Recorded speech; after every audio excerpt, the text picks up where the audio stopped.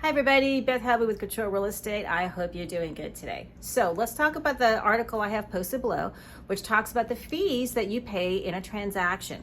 Whether you're the buyer or whether you're the seller, you will pay transactional fees at the end of the transaction prior to closing. So let's get started. Sellers, you will pay the commission, and that commission is the amount that you and your listing agent agree upon.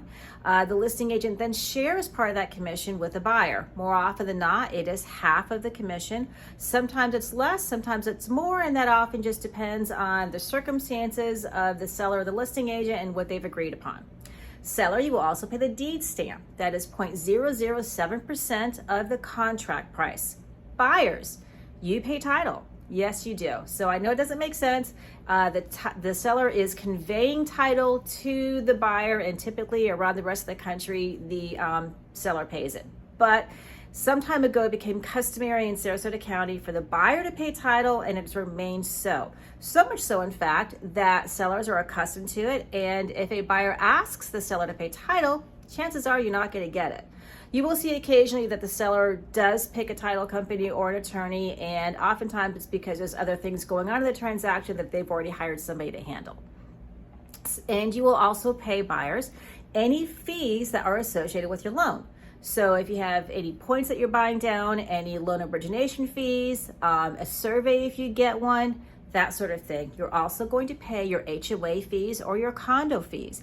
Chances are that your seller already paid either that month's or that quarter's fees.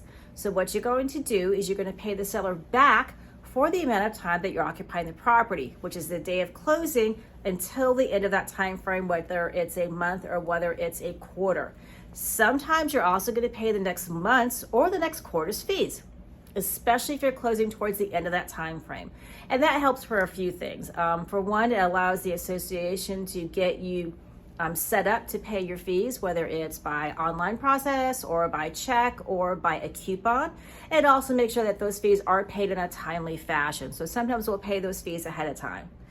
The other thing that you're going to pay is your taxes. We pay taxes in arrears here, which means that when we pay our taxes in November, we're paying for 2022, not 2023.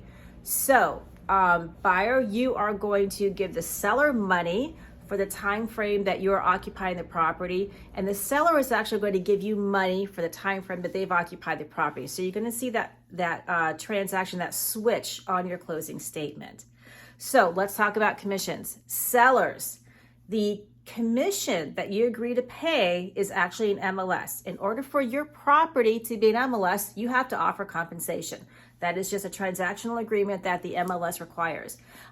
If your commission is low, so if the commission that you're paying your buyer agent is low, and lately in the last few weeks, I've seen some really crazy low numbers, the buyer agent then has three options. They can just accept it, say this is fine, I'll take this and I'll get my buyer into the property. Sometimes they talk to their buyer and say, this is not what I'm accustomed to being paid. We need to discuss this.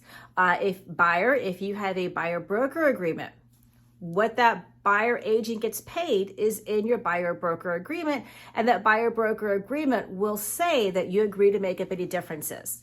And sometimes what happens is the buyer chooses not to see the property. When that lower commission does come across, sometimes what will happen is the buyer agent will have a frank discussion with their buyer about the commissions and what this low commission means. And I'm talking crazy low commissions especially, not just a little bit of discounted one.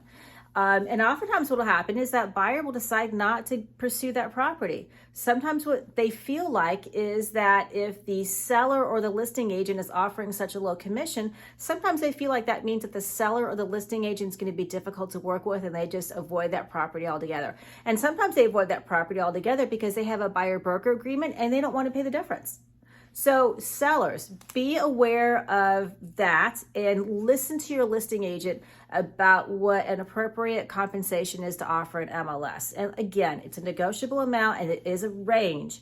So make sure you have that very open and honest discussion with your listing agent. So these are some of the fees that are involved. There are other fees that can pop up, especially depending on your circumstances, if you have special circumstances. If you have any questions on these fees, please feel free to ask, and I'm happy to answer any questions you may have. Anyway, this is Beth Helvey with Control Real Estate, and I hope you have a great day. Bye now.